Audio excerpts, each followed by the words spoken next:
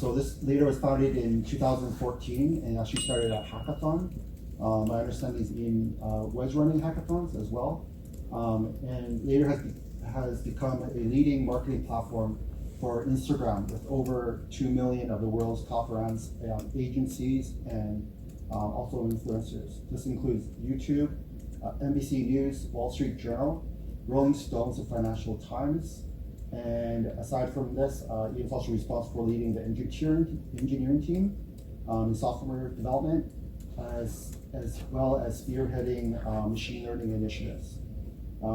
If this is not enough, Ian is also Business 40 Under 40. He's a 3-time entrepreneur, hackathon creator, interned at Google, went to school at Waterloo, and was also the president of the Waterloo Graduate Association. So let's stand up and give a large startup round and welcome to Ian Mackinnon.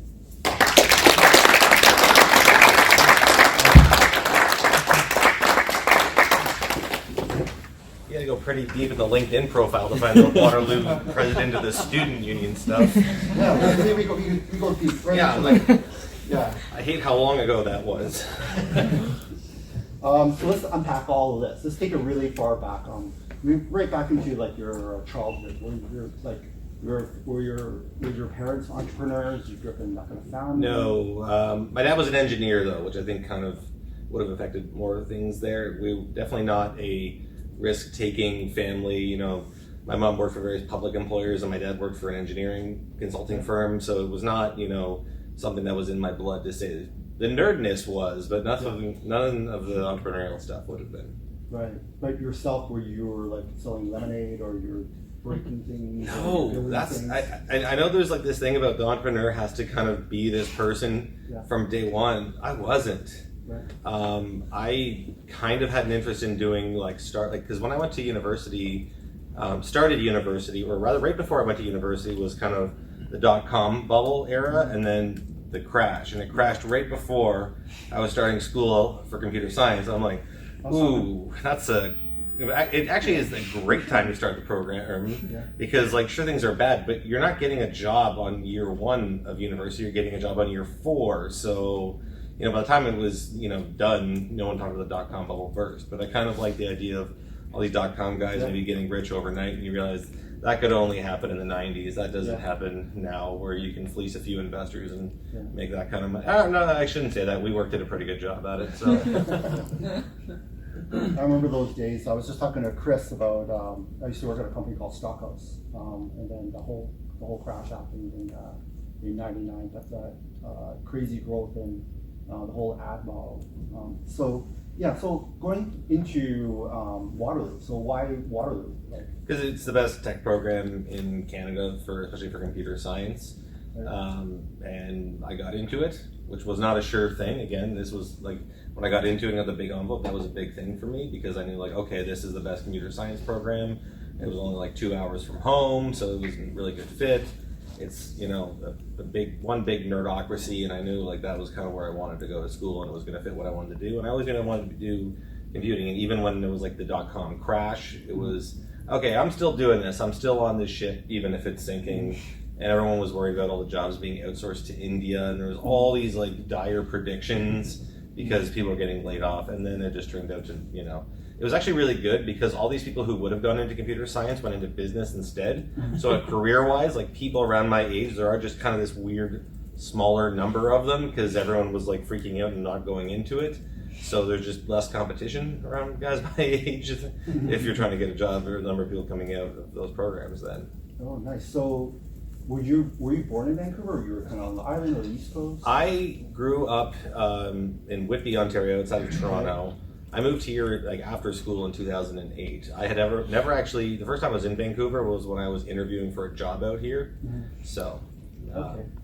So maybe take us back to your first entrepreneurial job, like the first job that you took, and then leading into the first company that you started. Yeah. So I had like previously interned at Google when I was like a co-op at Waterloo, because Waterloo has that co-op program. Works really good. Of course, you know, whenever we're raising money or there's a slide that comes up, you think those 4 months I spent as an intern there were like 5 years as a VP, but you know, you massage your resume how you have to, especially when you're fundraising or anything like that.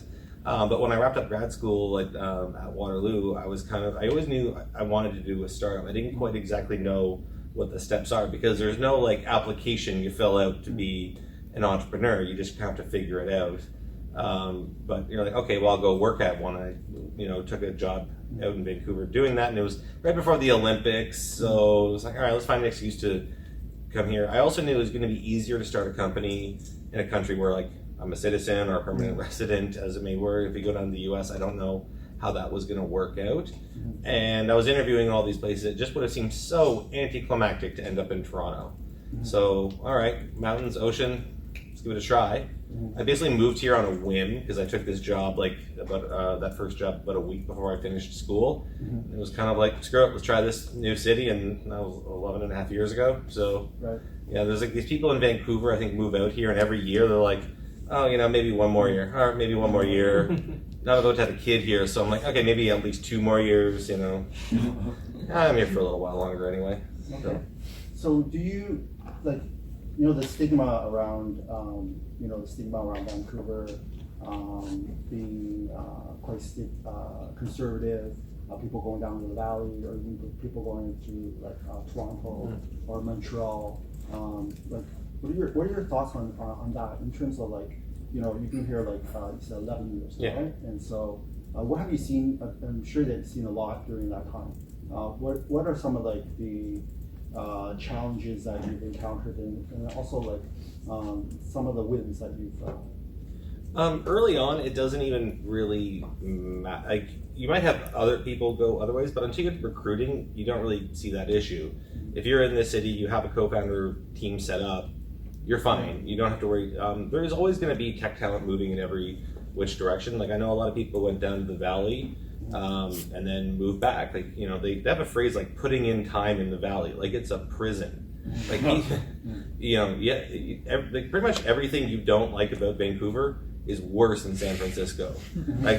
Housing costs are worse in San Francisco. The douchiest person here, way more in San Francisco. It just, everything has the volume dialed up, and people look at, okay, I'm making 140 years as a software developer. Yeah, but you're paying $3,500 to go there and learn from those companies. But the kind of people who are going to work at your company are not going to be the same ones who are going to work for even Amazon locally or in the Valley. We've still been able to get pretty good talent, kind of by nurturing especially more junior talent. We tend to recruit from non-traditional sources. We're big in the UBC co-op program. We definitely hire people out of Lighthouse Labs. If you're willing to kind of train talent, they're there. If you kind of start your hiring and you're trying to look for senior developers with no reputation at some company that you can't pay that well, you're gonna have trouble, but you're gonna have that trouble regardless of where you are.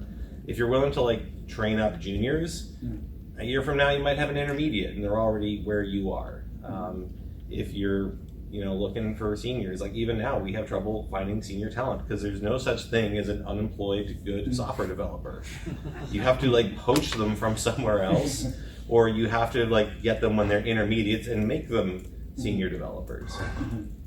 So what are some of your thoughts in terms of hiring? If you're speaking about hiring, and in terms of maybe aside from their skill set and just in terms of the type of person that you're hiring, maybe a bit of framework through that? We had very early later was a project before it was a company. Very early when we were a company, we actually laid out what our core values are and what our culture was going to look like and what we want from people. We want to have a very fair culture. We wanted to have people who were ambitious yet humble at the same time, which is a very special trait. So you just kind of write it out early on what you actually mean. We have we brought in these HR consultants to help us, and I thought it was silly because it was year one. I'm why are we working with these people writing this airy-fairy document when there's code to write? But it turned out to be very important because we actually have we have a document that says what our culture is, because whenever you say whether someone's a good culture fit, I was that just seems like a backhanded way of being real racist, But if you have the document, I'm no, this person's not ambitious enough. They haven't learned enough. They're not humble. If I ever have to do that, it's because there's an actual list when I say there's not a good culture fit. There's very specific things, like we ask what motivates people. Someone who's motivated to go get the highest salary possible is going to go to the Valley. They're not going to be a good fit for us. Not to say that we underpay, but the people who are always chasing that last dollar are going to leave you most quickly to go find the next one. And I've worked at enough places that were not great for software developers that if you make a good one for software developers, we just try and make the place that we would want to work at if we were still employees rather than setting it up. And what kind of values would you say maybe one of your KPIs that you really track in terms of employee retention, pathway for growth? We actually have a scorecard. So every role in the company has this kind of rubric that says what we expect from a junior, intermediate, senior person in various roles, be it front-end developer, back-end developer, mobile developer, marketer, partnerships, and like that. We actually, again, took a lot of effort to write up front, but now we have this great way of knowing, well, you want kind of a bump to a third grade intermediate, here are what the expectations we have. And sure, there's years of experience play a little bit into that, because I've noticed that there are many bootcamp grads who think after 2 years they're a senior developer, but at least now we can be like, no, here's what we kind of need from someone who would be of that level. And how are you addressing some of those hiring needs? You mentioned Lighthouse Labs side, or maybe doing more junior developers, but more senior talent. More senior talent is, it's going to be hard. You can put your name out there, you can put your jobs out there. One of the big ones for us is that we're willing to, if we see a good senior talent, anyone who kind of fits that mold, we kind of had to put them through a visa immigration process. Because what you kind of just find where other places are not willing to go through certain amounts of work, and putting someone through sponsoring a visa, a lot of people are going to balk at that. But if we see some really good employee who's coming in, we might not be able to get them for a few weeks, but it's hard to bring someone in on a visa. It's not that hard though. And we just made an offer and it was accepted to a new senior Android developer who I don't think we could have found locally, but because he's moving here for personal reasons, he's looking for a job, and he kind of needs some visa sponsorship. A lot of other employers wouldn't go through that, but he wanted to work at a startup. So if you're willing to kind of put in that extra effort for people, and again look from non-traditional sources, you're going to do a lot better. Maybe let's talk about your founding. So you've started a couple of startups. In terms of finding co-founders and that fit there. Were you working with them before you kind of? That's the ideal situation, is if you're working with someone before. Because I spend a lot of time with my co-founders. My first one I actually found indirectly through one of those co-founders speed dating things. Have everyone heard of one of those? No? Okay. They're little, every now and then they have these meetings where a bunch of techies and business people. I've always kind of resented the idea that not having technical skills gave you business skills. It's the absence of anything technical made you a people. It's no, that is a stereotypical bullshit. Anyway, but what you'll find is you do kind of need a business person. Even if you are two techies, one of you is going to have to be the business person, just because of the way the schedules work. You're going to find you kind of need the techie to spend long hours working on the thing, and you see them to be kind of the lightning rod for distractions. You have a lot of hour meetings, so one person is going to kind of go into that role. And the nasty little secret is learning the business side of startups is not that hard. There's so much support for it online. Learning the tech skills is so much harder. I would always rather be kind of the nerd who had to learn the startup stuff rather than the the solder grad who has to learn how to do techie stuff, or find the techie friend of theirs. Sorry if that's anyone in this crowd. Anyway, so I went to the co-founder meeting because it was this work. I kind of knew at the time I was working at a big company. I wanted to go back into startups. I want to start my own this time. But it's hard because if you have those technical skills, it's I know what a good techie looks like. I don't necessarily know what a good business person would look like up front. And I met a bunch of these people and I was okay, I'm not convinced any of these are that good. But what happened was that the guy who I founded my first company with, he was I'm not going to go to this event. It's a meetup. I'm just going to mail everyone who went to this event and find which one I like. That way I don't have to spend 2 minutes talking to some schlub, 30 times in a row. And I was okay, that's the kind of hustle I like. And he had kind of a really good pedigree. He had, with an MBA, he had worked at the Boston Consulting Group, and he had a pretty good vision for a product. So around the time, the Grow Lab Startup Accelerator was opening, so we put an application, we got in, and I kind of just said, screw it, seems like we're a good fit. And that company didn't pan out, but it wasn't because of any kind of co-founder issues. We actually got along really well. It's kind of a shame that it went away and he had to get a real job. But the second one, I actually started out working there as an employee or a consultant because I was kind of non-committal. My first company has gone away. Like you have a relationship, you don't want to just get into another long-term relationship. You're like, all right, let's take it easy in the start. Maybe before you start calling me a co-founder and cutting me in an equity, just pay my rent for a little bit so I can don't want to get hurt again. And that actually worked out pretty well. But the later one, it was actually the co-founder. I always felt weird calling myself a co-founder of a company I got hired at. But you learn in these things, everything is negotiable. Like, what does co-founder mean? It's not like, again, there's some certificate that's like, congratulations, here's one co-founder credit. Anyway, but what happened was that we were working on the second company. The second company, I actually, it had some promise to it. The first company fell so flat. When we were out of money, it was actually nice how horribly it did, because there was no ambiguity of the fact that we were not continuing this when the money ran out. We were like, going to give our best to the effort while we had money, because, you take investment money, you got to give it your all. Investors are used to losing money, and so long as you're, giving it the old college try, they're going to be cool with it. Especially with the amounts that you're getting in a 2-person startup. When we phoned them to tell them like, hey, we spent your money, they were kind of like, just, yeah, shit happens, we're gonna send some documentation over. I'm like, what? When I was like 19, I wrecked the side view mirror of my dad's car, and it was like $250, and I thought the world was ending. I'm just drawing someone like $200,000, and it's like, yeah, shit happens. That seems so ass backwards. But then you realize, a lot of times you get an early stage check, they don't expect you to do anything with that check. That check is just so they can write you another check if you don't mess it up. And they fully expect you, or at least 90% of those checks, that first round, to get messed up.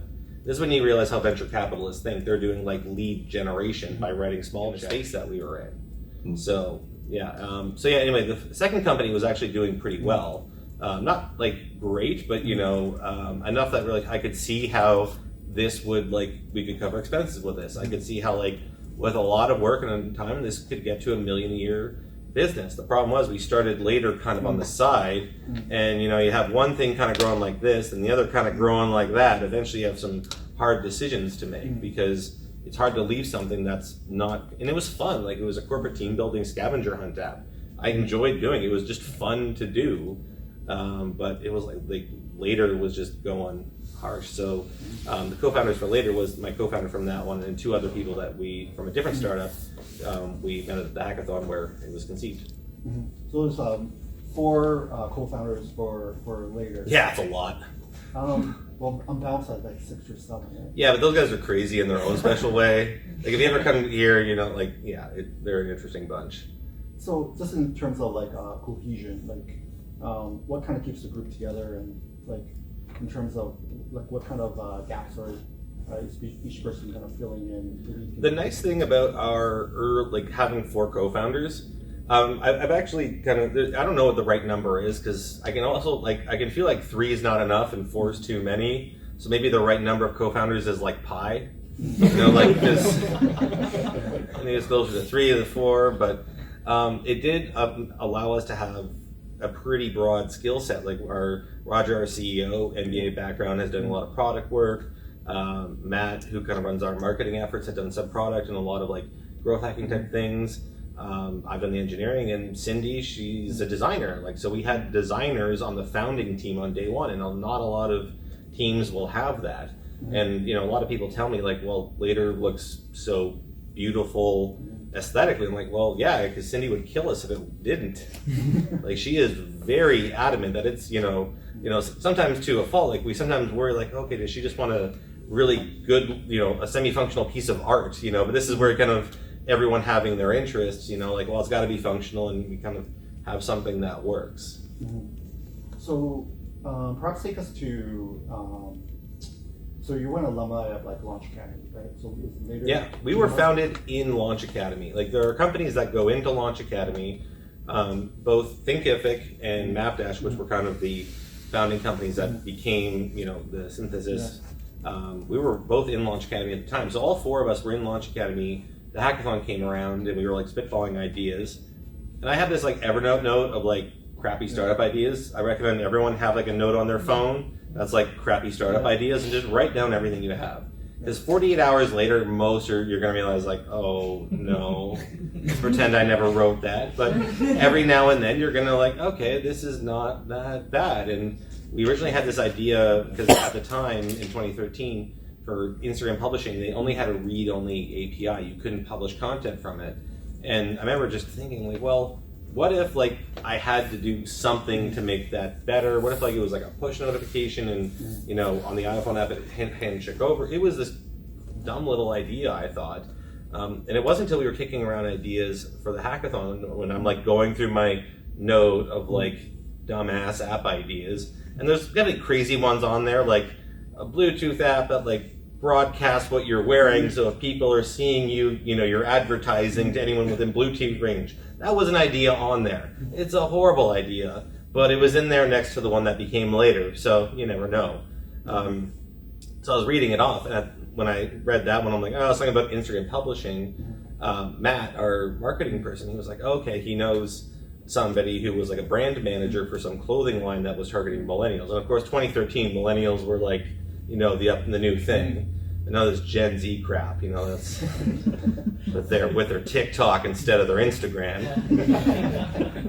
But he kind of knew that this friend of his had this problem of publishing to Instagram so much because she had said that Instagram was their catalog nowadays. Like fashion, you don't really have a fashion catalog, and you have the Instagram if you're targeting millennials at the time. So he kind of got that problem sense. So we kind of made that, we won it, and from there it just kind of took off because of like SEO. Like one of the things that we were able to find that there was a business need for this, because again, I was not the most avid Instagrammer. I'm still not, especially compared to some of our clients. Like we have one customer who's posting like 40 times a day.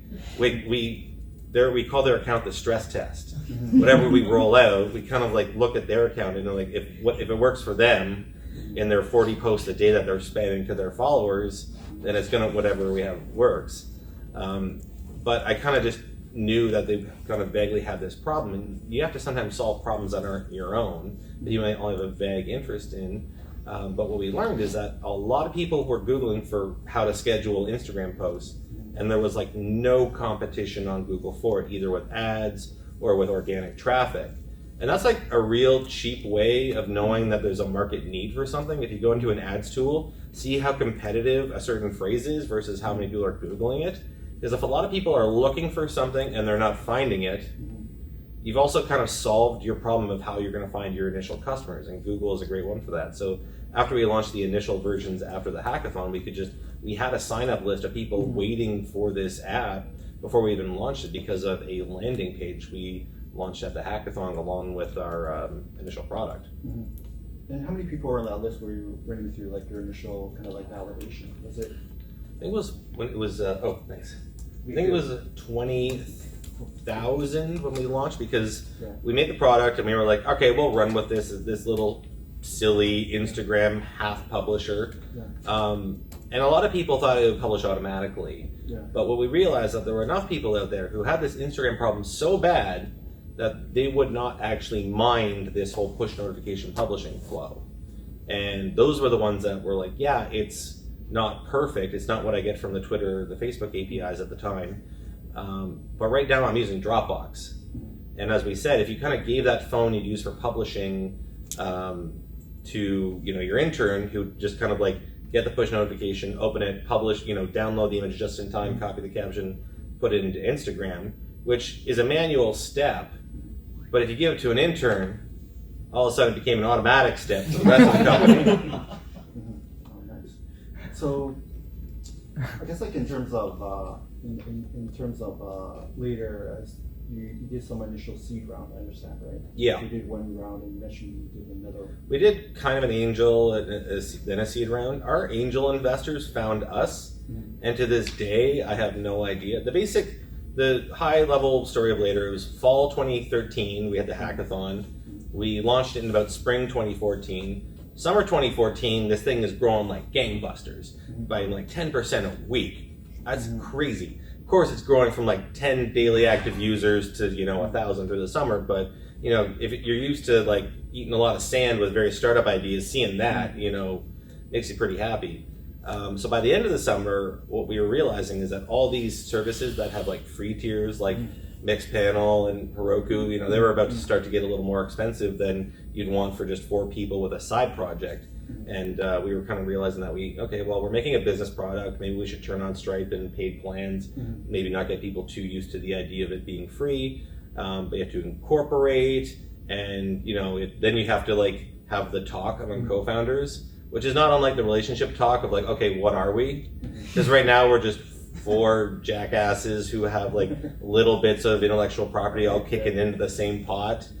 So what are we? And then that comes out in a shareholder agreement, and you have to have lawyers involved. But around that time, what was kind of the other reason that we wanted to incorporate was we had these investors reach out to us who, through some machine learning or something, were able to see that we had growth. And I was like, what hacker, how did you find us?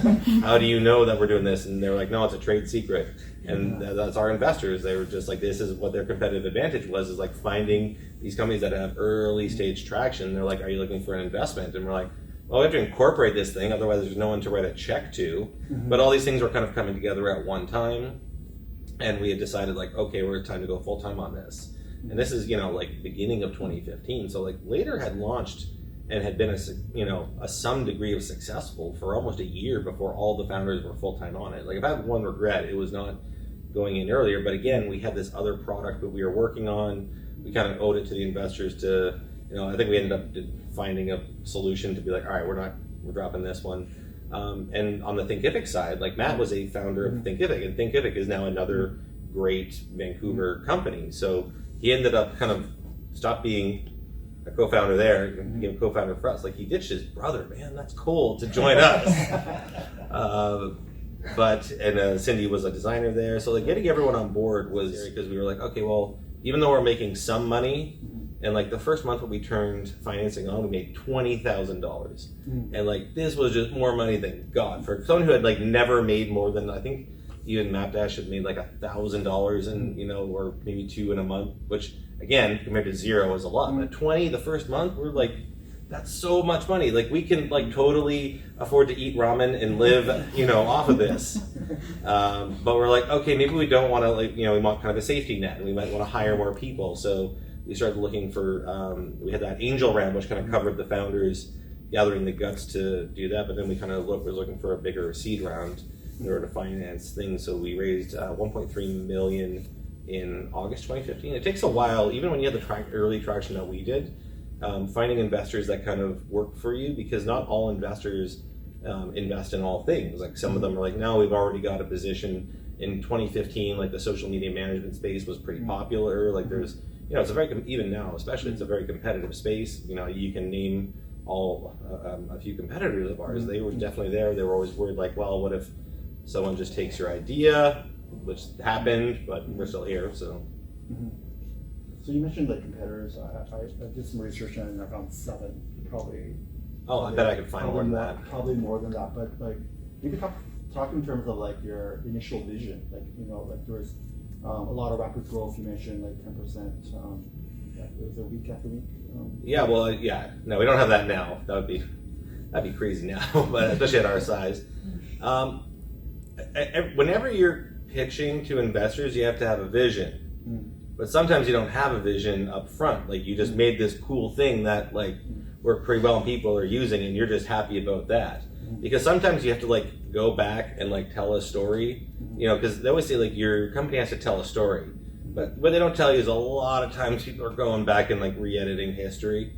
For us, like we had to like, if we're going to take investment, we had to like figure out what the bigger plan was. And this is where, having someone with an MBA can be useful because, you know, we're talking about like, where is this going to go? And we realized something that was not being well served is that there was no social media platform that was like focused around the visual social media. Everything else was kind of like Twitter first, get text out. Nothing was like treating the media as the first class citizen, which is what later was going to be. And we knew we were going to do this of having, you know, enabling, you talked about our competitors, a lot of them will work in the enterprise space. They're looking for companies that have, you know, like tens of millions a year in revenue. They're not going to care about you, the small and medium business. So we were realizing, like, okay, let's combine those. We want to be the for small and medium business, we want to give them the tools that the large companies would otherwise have for visual social media marketing. And, you know, when we kind of like, okay, yeah, that kind of makes sense as a vision for what we have, because you're kind of, you know, pitching this dream as if this was this cohesive idea, and that's how ideas happen, where, you know, this note I call my shitty startup ideas are all completely fleshed out with vision, and, you know, no, like sometimes you just see a need, and it's a lot easier to kind of like take a little bit of traction you have and expand it out than get that kind of traction going in the first place. So it's kind of like, well, we have this traction on this one thing, like what could this become? Like where can that see? And sometimes you have to kind of write that after you already have that ball rolling. And you still do that because you definitely, you know, what we're going to be doing next year is going to be different than last year. Like we have to kind of change as the market evolves. Like no one reasonable is going to ask you to like be prescient about what, you know, things are going to look like in 2024 in social media. Like we don't. We have some vague ideas of what will happen in the next 2 years. We know video is going to be more important, but you look too far out and, you know, you're just guessing. But if you say it really confidently, they'll believe you. So after those first two, I guess we'd say seed rounds, so later it's been growing organically, is that it? Yeah, it's actually kind of funny. The seed round that we raised $1 million, we never really touched it. One of the things that you find is that money is more important when it comes from smart people. They talk about like smart money and dumb money. Unfortunately, Vancouver has a lot of dumb money. If you are able to raise money in Vancouver, you should do it in the Valley. Because I hate to say, like for Canadian venture firms, Canadian angels, if you can get one of them to pry open out a check, you're gonna have an easier time going into the Valley, and it's probably better connected money, which was important for us. Like our investors, like sure we might not have ever. I liked having their money, especially when like, you know, things were getting a little, you know we had some months where like growth was not great. We're worried like a new competitor comes out, right? Growth might slow down for a little bit. It's kind of nice having that cushion to know that, you know, we don't have to lay off the second we have a downturn, but we never, you know, in hindsight, we never actually touched the money. However, having a venture capitalist who is very well connected is more valuable than the money they gave us. Like, any Game of Thrones fans here? Right? Okay, a few.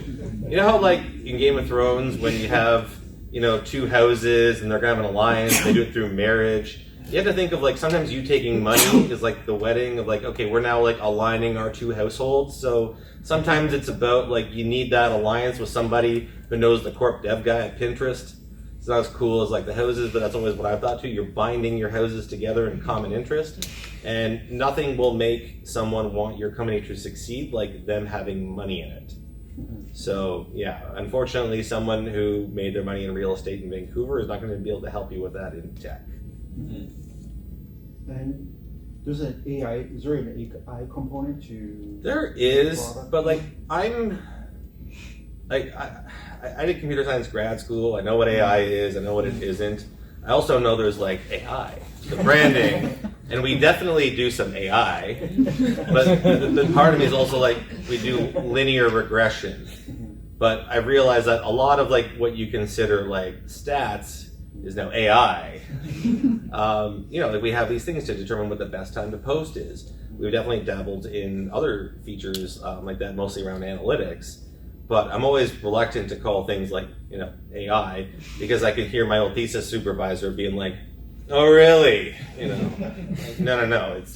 We do plenty of AI, and you know that's fine. Like sometimes, you know, there's hype cycles for certain features, and like at least with AI, you can't. It's hard to be too much of a charlatan with it. Like I feel like with Bitcoin, no offense to the Bitcoin guy, there's a lot of charlatans in the blockchain space. I actually believe in the blockchain, but I feel like every sketchy person I know in this city happened to go into Bitcoin around the same time. So I actually, like, once those people are out, I think there's a lot there. It's really hard to be fraudulent when it comes to the AI stuff. All you can really do is over-market it. So we definitely do some of that. I think it's a really interesting what you can do with AI, because one of the things that we always have been told, like I learned from startups, is that it's always, one of the things investors will ask is like, why now? Why does this company need to exist now? Why didn't it exist 18 months ago? And the answer we had for that one was like, well, Instagram wasn't as big 18 months ago. Businesses were not on Instagram 18 months now. Now they have this problem. With AI, it's like, well, the 18 month ago problem is like, we might have not been able to. We might have not had the computing power or the knowledge to perform these tasks wasn't widespread enough. Like, you have an answer for it there. So I'm always interested in things that you couldn't do, before like 2017, and a lot of AI, like TensorFlow only came out in 2016, so and version 2 came out like last week, so like it's still very new, and there's a lot of like room for market opportunity there. What are some of the bigger problems and challenges that you're kind of like working through right now? Everything right now involves people. Either they're like hiring people, keeping people happy, keeping people motivated. This is not what they taught me at the computer science school. They taught me like how to program things, and now I've got to learn how to program people. And people have feelings. It's trickier, but it becomes down to like we try and have a company culture. We want to hire good people who like going to work. Like, I like going to work every morning. It's really nice. It's being a founder usually means like my desire to work exceeds my capacity to, which is why back in 2015 I'd be like, at the office till 11 p.m. and couldn't care. When I was at, SAP, like 5:01, I am out of here. Like, I couldn't imagine working 10 minutes past when I had to at certain other employers, but like, if you're a founder, you lose track of time. But, obviously Later's not like that anymore, nor was it ever for that. I did not want to be the boss. In our onboarding, I definitely tell people, like, I will send you emails at weird hours. I do not expect a response unless I'm like, shit's on fire. Just sometimes that's when I can put a ball back in your court, is Sunday afternoon when I got nothing else to do, and I can kind of like respond to some messages in Slack. So, like, I'll tell people like, no, that's just me getting it off my plate back on to yours. So, we have to keep that company culture, but like those are, getting teams that work together that gel, hiring, it's everything. I kind of like figure with a startup, you kind of have these different hurdles on the way. Like, first thing is like getting your co-founder, because like I said, you don't get to be business just because you're non-technical. Finding a technical co-founder seems like the hardest thing ever. No, that's just the hardest thing you see. After that is making the product, and that's pretty tough. And for depending on what you're trying to make, that might be pretty straightforward, or it might be a hard technical problem. But then you have to get traction in whatever you're trying to make. And that is so much harder than finding some nerd to make your thing for you. You don't see that problem or kind of get it. I had one startup that completely failed at that, one that did okay at that. It takes a while to kind of make something that people want and like really want. Like, try and get people to open up their wallet to pay for something. Like, we were nail biting when we turned on revenue for Later, because we're like, what if everyone just like, JK, we were only contributing to your daily active user count, like, ironically, we're not paying for you. I was mentally ready for that. So then after you have this kind of product that's moving and you're building a team, you kind of realize that's all there is all the way down. And as you scale a team, it's always going to be the people going forward. Did you feel when you saw that rapid growth that it was just early adopters, like maybe perhaps it would be a little bit more challenging to scale, or was that growth just like coming rapidly at you? It was coming at us. The nice thing is it was coming through Google, which is a very, you want to have more than one way that your customers find you, and Google is a great way to have them find you initially, because if they are searching for you and you're showing up, they have the intent that they're looking for something. We also knew that there was a market need. Like, we kind of attached ourselves to Instagram's growth as more businesses got on it. So we were pretty confident that there was a space there. Again, you have to worry about competition, your own ability to iterate, but I was kind of confident in our ability to push out product. Maybe that was kind of my own arrogance, because I was like, I could write anything in a weekend. I'm definitely one of those developers who overestimates my own ability to make something in a weekend, because come on, everyone's like, you made Later in a weekend. Like, no. We made the crappy hackathon version of Later at a hackathon one weekend. That could not, like, you'll notice that it was like November 2013 where we won that hackathon. We didn't launch till like March or April the next year. There was some, we had to do some stuff in there. But I was always pretty, I could be, what warranted or not, I was confident in our ability to push a product, and as we get more teams, as long as you have a good enough team, you can push that out. But that'll always be the trickiest thing, is finding good people, having a culture, because that comes, granted, it's really freaking hard to get a product with traction, but people are stickier and messier. But so that's maybe the people are the bigger challenge than actually building the product. Yeah, because what gets me excited is not always going to be what everyone in the company gets excited about.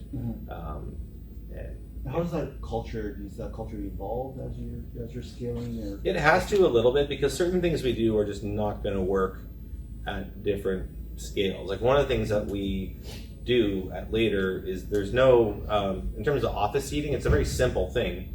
There's no like engineering ghetto in our office. We've all kind of been at that office, there's the engineering ghetto. It smells a little different. There's Rick and Morty shit on the walls. Like it's, there's the engineering ghetto, and then there's like, you can smell the diffusers in the marketing section, the sage essential oils, like not to stereotype these things. We don't have that at Later. We do random seating assignment. And that is an effort in order to kind of like make sure that, we don't not only have the engineering ghetto, but like everyone kind of understands and appreciates what everyone else does in the company, because like every Dilbert joke has something to do with like engineering and marketing, thing like that. But we're engineers making a marketing product. That's not an option for us to have that kind of cliche multi-department drama. But changing seats like that, like randomizing, which has been great for like fairness and everyone kind of appreciating each other's work, it's not going to scale if we were like a 400 person company. Like you can't be like, all right, we're gonna have all 400 employees, time to draw. It's fun now when we're at like 60 people, but even that's starting to feel its size. So you kind of have to like shift gears as you go through the company. And like a year ago, we didn't have VPs. Now we do. So certain things just are going to change naturally as you grow, and to think that they're not is going to do a disservice to you, because you can have these flat structures are great, but like there's a point where our engineering team is like 20 people. I can't have 20 direct reports. That would not be great. All I'd be doing is in meetings and doing nothing else, which sometimes happens anyway. But this is where you have to like develop that middle tier, which you would never think of having multiple layers of structure. But eventually you have to kind of change that bicycle gear and be like, all right, we're a bigger stage company now. We've started acting a little bit more and retain as much culture as possible, but recognize that certain things are not going to work at one scale that will at another. So typically, how many experiments are you running like at one time? How many experiments? Yeah, like running things for validation, testing things out. Can you take us a little bit through your like a framework, a time frame? Is it like a 4-day sprints or? We have 2-week sprints. For I think most dev shops have that. A lot of our experimentation has to do with onboarding, because that's always where you get the biggest bang for the buck. When you talk about how many we talk about the 2 million users we have is actually closer to 3, but that's anyone who says they're users, they're really talking like signups, which is a vanity metric. But when all your competitors are using vanity metrics, like, well, we have to use our own one. But turning those signups into active engaged users, and maybe even ones that give us money, is kind of the goal, because we have to keep this thing moving. So we're kind of running like right now we're running 3, but they're all having to do with onboarding. You want to have analytics for pretty much everything, because you can write like straight up experiments are great, but if you want to like properly structure an experiment, it's pretty tough. So the product team will be like, okay, we want to do something. If there's design considerations, it's probably going to take like they're going to need time to design something, goes into dev for a 2-week sprint, and then we just kind of measuring. If you want to set that up properly, it's going to take a lot of dev effort, but a lot of times you can kind of just look at the stats and kind of develop some hypotheses about what you have. After you can kind of make certain inferences. This is where, again, part of the reason that we incorporated, because we need a ton of money, because like Mixpanel was going to start costing us $1,000 a month, and I'm like, that's a lot for a side project. So the early adopters were basically paying our Mixpanel bill. Right. So can you talk about your like tech stack in terms of like how you kind of like put that together? Yeah. So at the hackathon in which we were founded, we are a We started in Ruby on Rails on Heroku. It's so nice to have these people sponsoring. Just, I know that sounds bad, but usually you get some sponsor who's like not anything you've used or care about or like. But I can actually attest to this. We've been using Heroku for 6 years now. We're on the same Heroku instance we had at the hackathon. It was Ruby on Rails, pushing it to Heroku. And granted, the bill for it's a lot higher than it was at the hackathon, as happens with growth.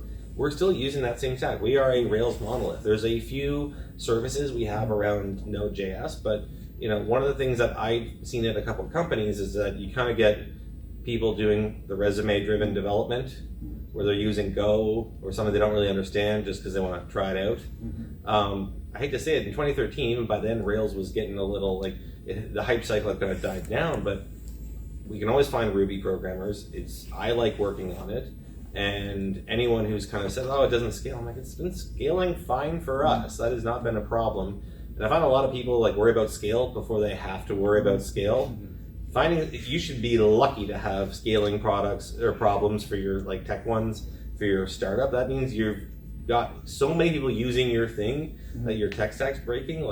You very much have to be at Twitter scale in order for Rails to not work for whatever you're trying to do. So the core backend is Ruby on Rails. We have iOS and Android apps. Our front end is Ember.js. I know a lot of people prefer React. I joke that all the Ember developers in this town are ones that I have made, but that's fine. We just train people up on it. All JavaScript front end frameworks are more similar than they are different. And I just find that anyone who gets too worried about that is focusing on the wrong thing. There's this kind of thing that happens when someone goes through a boot camp or that first year they learn about Hacker News, they get real snooty about certain frameworks. I think it's just kind of that whole it's I kind of don't want you talking about things from Hacker News the first year you've learned about that site, because you just kind of get a little overly opinionated about certain things. You'd think no one in the world uses .NET if you only were looking at startup hackers, but you know that's a huge thing globally. Not many startups use it for different reasons, but there are other paths to doing something. And yeah, we stick with Ruby on Rails, and it's been fine for us. And sure, for scaling, we can just spin up bigger servers. I guess I think two last questions. One question is the Vancouver kind of tech landscape. Yeah. When you started to now, how that's kind of changed with again, what kind of some of the challenges, like you mentioned, getting talent and whatnot, and building a company in Vancouver. So a lot of companies, but one of the things that made me come out here was I knew that SA Business Objects at the time was out here. So I was okay, this little startup, things don't work out, and they didn't. I can go work at somewhere else. So I know a lot of people are worried about Amazon coming or Microsoft coming in and sucking up all the talent. You kind of you have to think more holistically about this, because I always think to myself, I'm if I'm trying to recruit someone from Toronto to come work for my company, if you're going to move, you want to know that if that doesn't work out, there are other options. And no one's going to be deciding between Amazon or your startup. No one's going to try and get offers. If you're going for Amazon, you're going for the big guys. You're all right, I want give me the RSP matching for a few years. They're not being the kind of person who are going to go into a startup and they're and I can make a pitch about certain things okay, if I go to Amazon, it's a great company, but you're going to be a cog. You're going to be working on version whatever of their inventory system, or whereas with ours, okay, you're writing something and 2 weeks later it's going to be out in production, or even faster. We deploy to production 3 or 4 times a day, depending on how much things are backing up. It's just a very different experience, and some people want to go work for a big company. Let them. If they're not meant for it, they're gonna start looking for other options, like I did when I was at a big company. After the first company I worked for out here at the startup, my year and a half there made me realize I do not want to work in enterprise software. It's just no. It was not. Did not. I'm amazed I lasted 18 months there and I didn't get fired. I'm sure there is a performance review of me somewhere saying what a crappy developer I am. And it's also, but I also learned the whole 10x developer. It's true, but I don't think it's always a person. Sometimes it's a person in a role. When I was at a big enterprise company, I was 1/10 as productive I am right now for a couple of reasons. One, their legal department wanted to say on any software, like open source software we brought in. If I have to go to legal in order to import a package, that's going to slow me down. The tooling that you give, if it's it's very easy to slow developers down to 10% of their capacity. Give me my own company where I can set the rules and don't have to answer anyone. Yeah, I can churn out some stuff real fast. But in terms of those big companies, like you need more developers in town. And I know a lot of startups worry about that because it's going to be competitive on wages and whatnot. It's going to be for the best. It's going to be a little rocky along the way. Like yes, you're going to have people messaging your employees on LinkedIn all the time. But if they like where they're working, they're not going to be answering those messages. So as long as you're providing a better environment, you're going to be okay. And no one's going to be deciding between big companies that or little ones. At the same time, like usually people want to switch between them, and you can make it work. And if people are leaving, it's not just because of salary. So you mentioned in terms of like raising money, going to the valley to raise money because there's too much like dumb money here, and perhaps groups chasing things that don't necessarily have maybe a lot of substance, maybe some hype there. You mentioned like the AI. In terms of like later, is it my understanding that you're growing it organically? You're not looking for VC? Yeah, we have not. If I thought raising VC money would allow us to grow faster, we would take it. If there was some channel that we could dump money into, and I think it would be responsible growth, we would absolutely do it.